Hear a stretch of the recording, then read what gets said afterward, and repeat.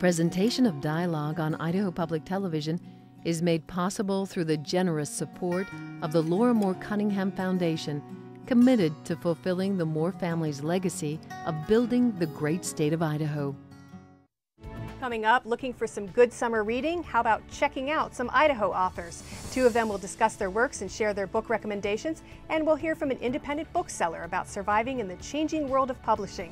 That's Dialogue next. Stay tuned.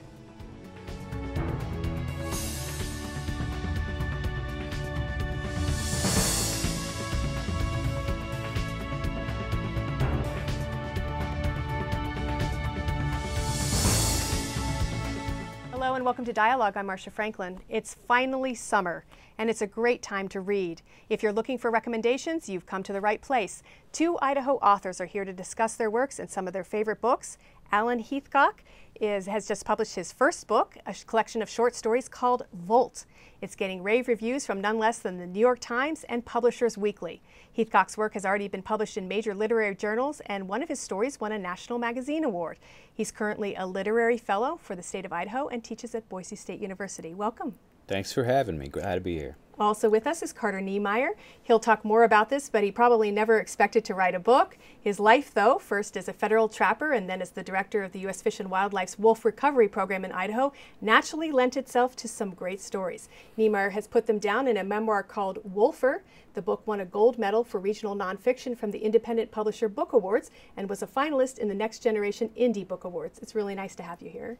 My pleasure to be here tonight. And also here in the studio is Laura Delaney. Laura is the co-owner of the Rediscovered Bookshop in Boise, and she recently moved her store downtown and is thriving despite a depressed economy, big box stores, and ebooks. She'll tell us more about her passion for the book-selling business and share her recommendations for good summer reading, as well as our authors.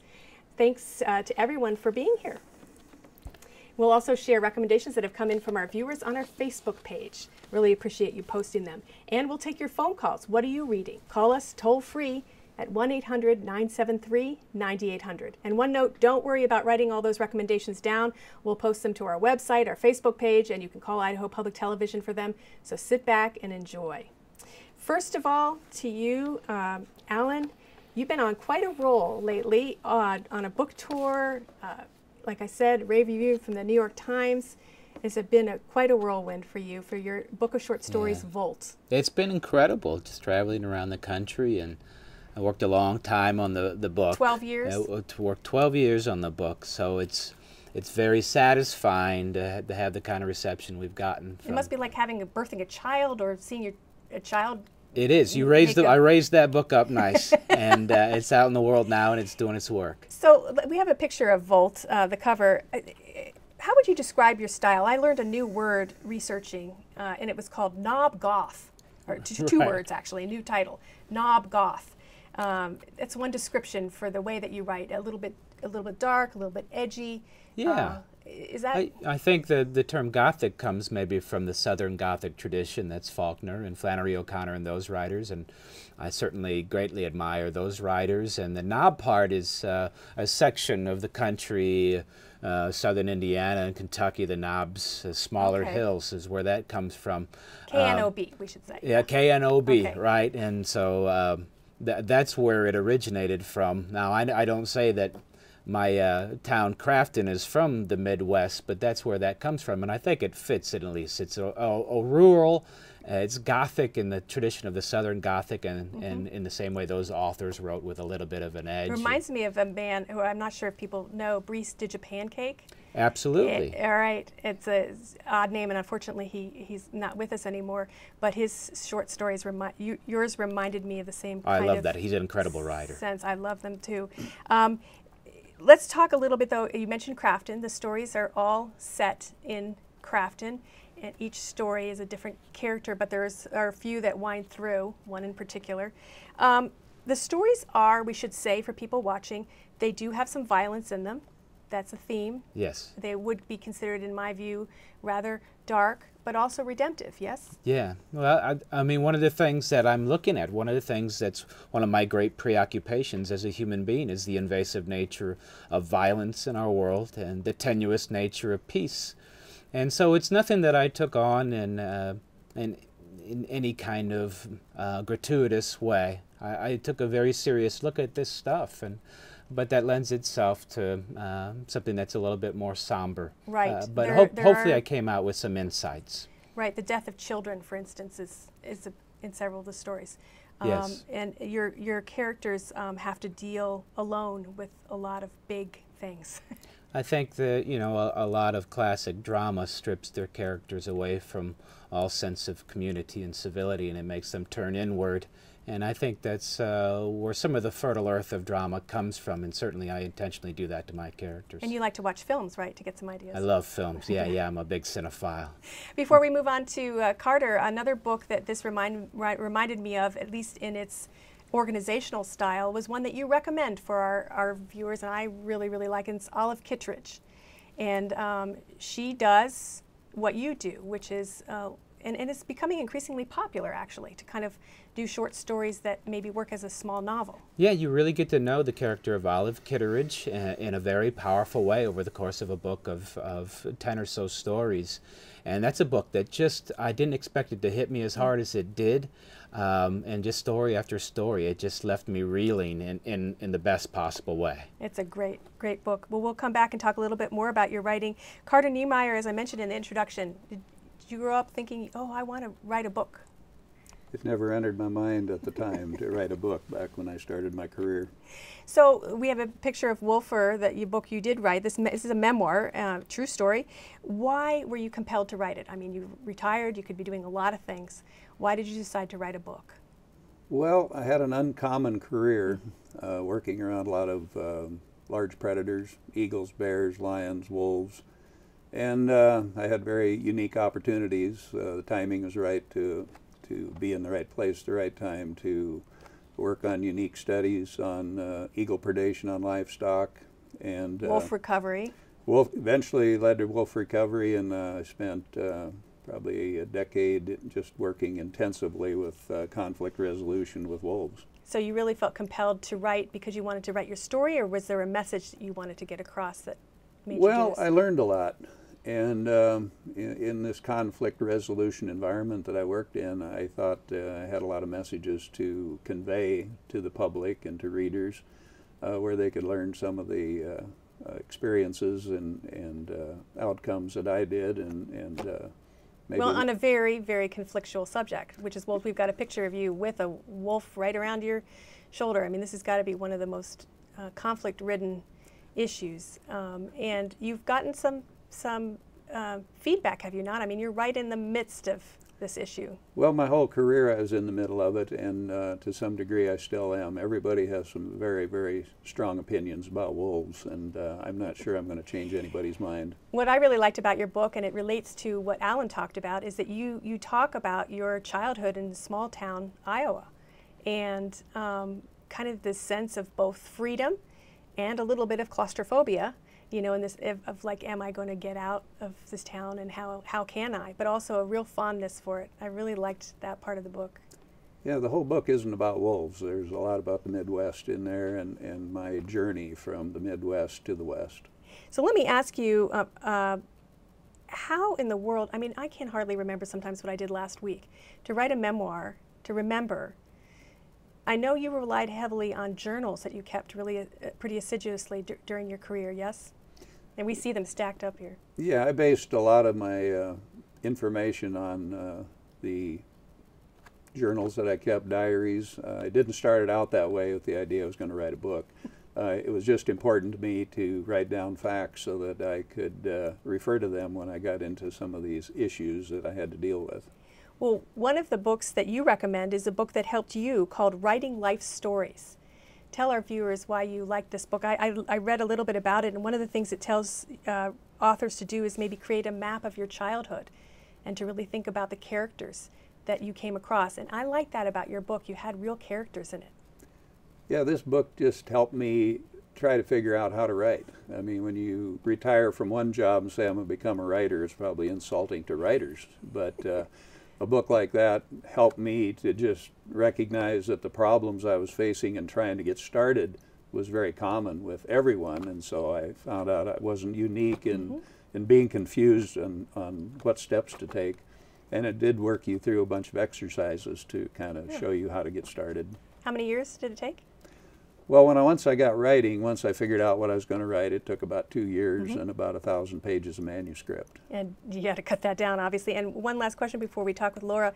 You made the decision rather to self-publish. We did, and I have to say I teamed up with my wife, who is an excellent editor, and we decided to keep our story the way we wanted to tell it, that we were going to do it our way, and in the current environment, it seemed like the most rapid way to move forward and do a book. Great, wonderful.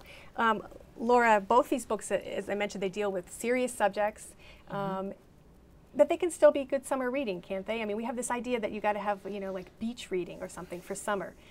So I absolutely agree. These both can work very well for a summer read, because what summer does give you is some extra space. There's space to enjoy a book that maybe requires more of your attention. And both of these books do require your attention. There's a lot going on, and I've read both. There's a lot going on. That summertime afternoon is a great opportunity. Right, and then I feel like if you are reading something that's a little bit more serious, in summer you can go out and recreate or something and think about it, and maybe in the winter you might brood on it or something a little bit. Well, particularly Al's book works great for this because it is short stories, and they are dark. There is that element of redemption in them, but they are dark. I personally read it one story at a time, and having a summer afternoon to do that is a great chance. Right. Excellent. Let's talk a little bit, before we go to recommendations, about your business. You've moved to downtown Boise and off the bench and doing well. I always see people in your bookstore, but still it was a risk. How do you feel that you are making it in a time when so many people, you know, download books or maybe don't have the money to buy a book? Well, one of the things that we really think is moving downtown has done for us is it's moved us into the heart of where things are happening on a literary scene. We are able to connect more easily with authors and readers. The many events that are held at the Egyptian are now right around the corner from us. Which is the theater here in Boise. The theater here in Boise. We love being in the middle of everything. It really helps. People are walking around. There's a lot of energy. And people are still wanting to buy books? People still want to buy books. It's a different thing. Used books, new books. They get an experience at a shop where myself and our booksellers read a lot, and you can have a personal connection with the booksellers and the books you see. And you had the authors come in and speak. Both have spoken. Yeah, and both shared. of these guys have been at our shop. We have author events 3 or 4 times a month. How do you feel now? I've got here a couple examples of e-readers. This is a Nook, and loaded onto it is Volt. Nice. Yeah, yeah. There it is. And this is an iPad. And then there's also the Kindle, of course. What's your take on these? Are they cutting into your book sales, or you sell them, right? Yeah, we do sell ebooks. It's what happens with technology is it does change the game. And one of the things that happened this past December is the American Booksellers Association, which we are a member of, partnered with Google, and we're able to offer the Google ebooks. This is just another way for people to enjoy words and writing. Our business is still all about connecting readers with books, and we can do that be it in a print format or in an ebook format. And I think at the library now you can get the ebooks. Yes. Well, let's talk books. I've kind of tried to organize your book recommendations thematically, and we'll start with kind of a Western theme and a book that you're recommending called Doc, and it's about Doc Holliday. Yes. It is. This is Mary Doria Russell's most recent work. Many people may know her for writing a book called The Sparrow. This particular one is historical fiction at its very best, because you're not only getting a great narrative and a character you can really get to know and care about, you have the incredible detail that Mary Doria Russell brings to her research. So this is about Doc Holliday and Wyatt Earp, Mm-hmm. and facts people may not know about the famous Doc Holliday. Yeah, and he becomes this character that you just want to know more and more about. I will tell you that it doesn't end at Tombstone. Yes.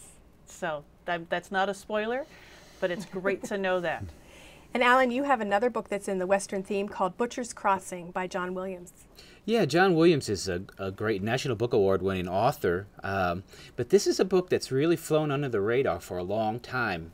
And I'm just kind of passionate about this book. I love this book, especially for those who love Westerns. This is a young man.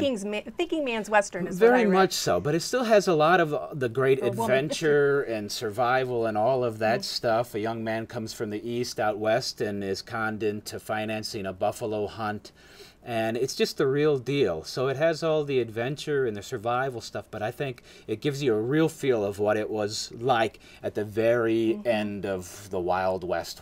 A lot of what Carter has done, the trapping, and of course this is on a massive scale. This is the bison. Yep. And, you know, and Carter, speaking of wolves, and this is a different kind of wolf, but another Western-themed story, Yellow Wolf, his own story about Nez Perce. Yes, I picked up Yellow Wolf just because I was interested working throughout the West, and particularly in Idaho. You get familiar with the drainages and the landscape, and the story of Yellow Wolf was a 21-year-old warrior who fought in all the Indian wars alongside Chief Joseph, and it follows the pursuit of Chief Joseph from Idaho through Montana and then the eventual end of the conflict. But reading Yellow Wolf, he was a very assertive warrior who was there and seen it all happen and documented what happened as well as the politics behind it too.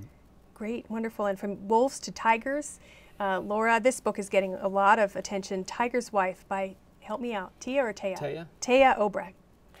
So The Tiger's Wife is on my list because it has some of the most beautiful language of any book I've read in a long time. And she's not born here, which is amazing too. She's from former Yugoslavia. Former Yugoslavia. The book is set in a war-torn region, and she has one central story, and then she links all these other side characters into it in a way that just feels seamless, and it creates this whole picture that's just a very satisfying story. About different fables, or? Well, some of it is fables, some of it is, you find that there's this horrible person who is Luca, and he's this mean, terrible guy, does terrible things to his wife, but then you pull in this whole backstory and you get to find out why he is the way he is, and it's this little story inside of a story.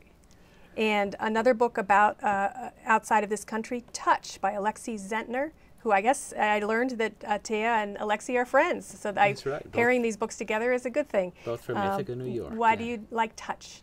Touch is just, it's a great story, beautifully written. It's kind of a family saga set in the Canadian wilderness, logging community, and it's at times kind of magical and beautiful, and it's hard and tough, but it's also very tender and touching. It reminds me a lot of maybe something Marilyn Robinson might write or something like that. But it's a debut novel, and it just blew me away. Well, speaking of Canada, I have to say that in your book, Wolfer, I really enjoyed learning about the Canadian part of your adventure of reintroducing wolves. You met some major characters up there in Canada, the trappers. So along those lines, you were recommending a book, these are nonfiction books now, a book that sounds really interesting called Animal Investigators. Yes, and that book was pretty much a history or documentation of the U.S. Fish and Wildlife Service Forensics Laboratory in Ashland, Oregon. Kind of a CSI of... It is, and it takes you through 3 stories about the ivory trade, bear gallbladder trade, and the illegal feather trade, all of which are big money for criminals. Well, and something important to know about, another nonfiction book that is being recommended, Laura, this one I almost bought immediately when I read the description, called The Disappearing Spoon.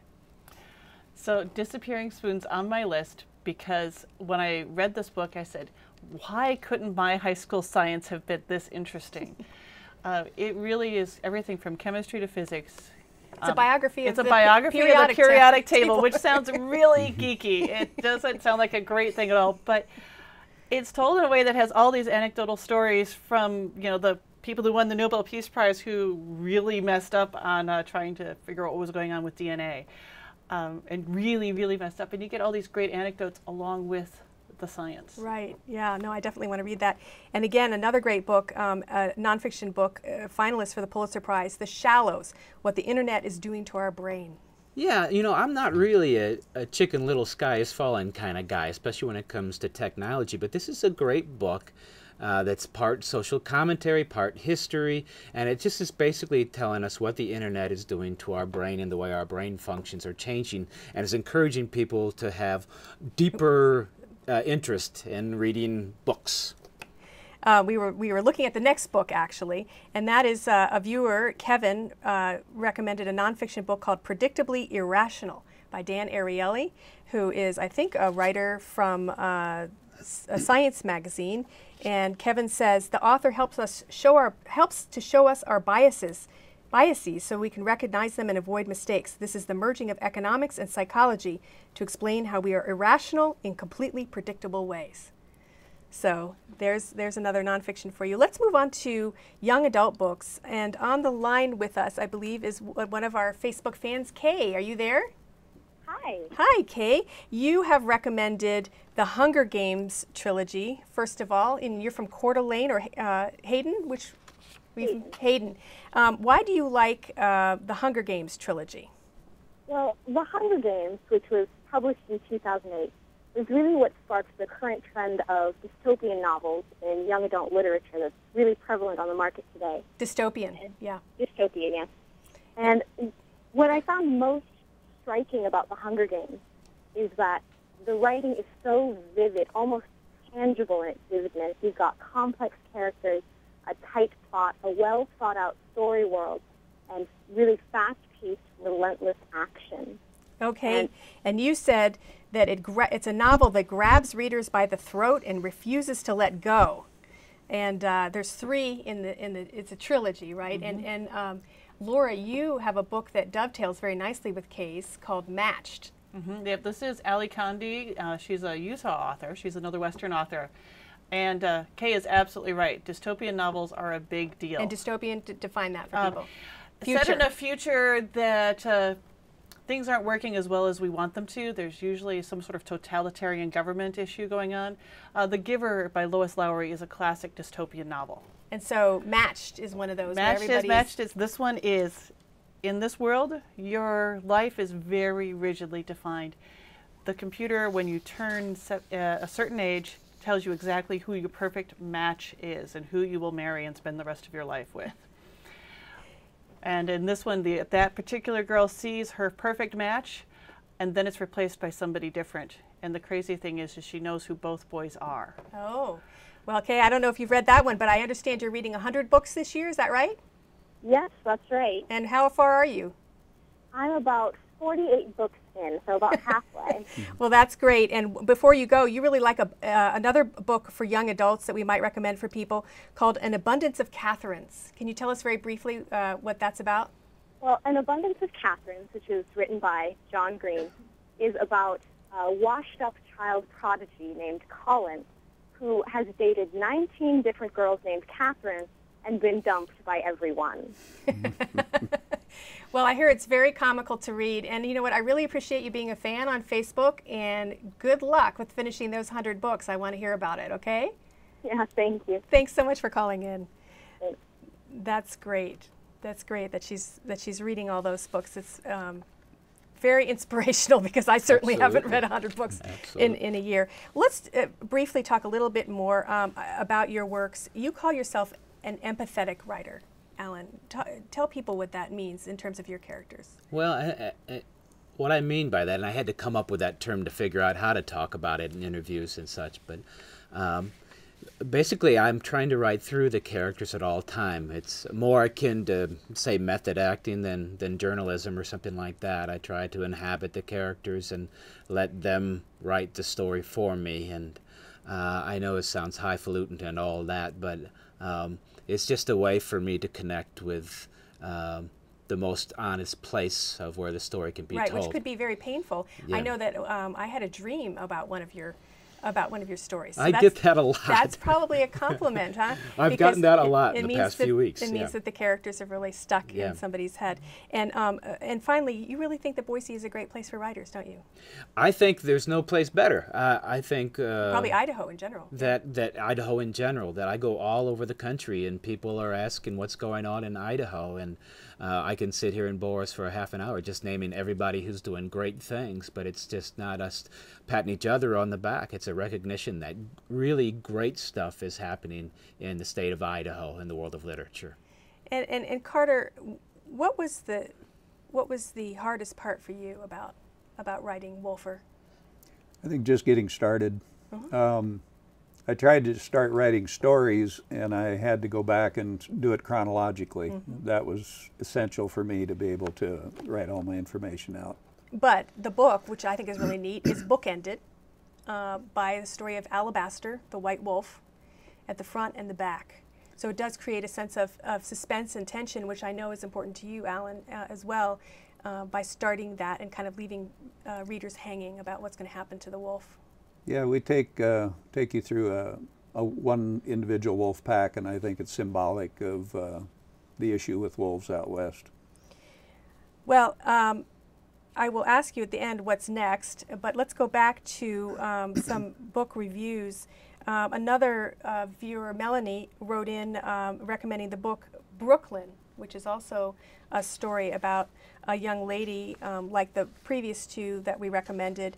And she said that although it wasn't very dramatic, throughout the book, at the very end, she couldn't stop thinking about the ending. So that one sounds good. And then we want to recommend some books that you have given us that have to do with wartime. Carter, you've been reading Ghost Soldiers, and you recommended that book. I really enjoyed that too. It was a story about Army Rangers who rescued a bunch of prisoners of war from the Bataan Death March. And from a female point of view, you recommend You Know When the Men Are Gone by Siobhan Fallon. Yeah, I like a book to tell me something I don't know, and this told me what life is like at Fort Hood in Texas and the Army base there. And it's a series of stories, and they're just very powerful, interesting, always fascinating stories. And we will do a web extra with the rest of the recommendations, but I want to end on a fun note here with a book that you're recommending, All About the Bike, Laura. So All About the Bike is a book by Robert Penn. He's a Welshman who created his dream bicycle, and all the while he's taking you through that, he also gives you the history of the bike and how it came to be and its evolution and what its meaning to society is. It's a great time. I want to read that book. I'm a bicyclist.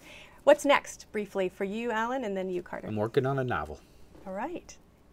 Any more than that? Well, I'm working on a novel. There's a great flood, and there's a family floating around the world trying to make a go of staying afloat. Another Noah's Ark sort of thing, and it's about war and family and a lot of stuff like that. Great, wonderful. Well, I look forward to that. And you, Carter, what's next for you? You're going to continue writing? It's my dream to come out with book number 2, and we have a lot of information on the cutting room floor from book number 1, so there's possibilities. Great. Well, we will continue with our book recommendations in a web extra. You can find that on our website, obviously, idahoptv.org. Thanks for tuning in to this edition of Dialogue.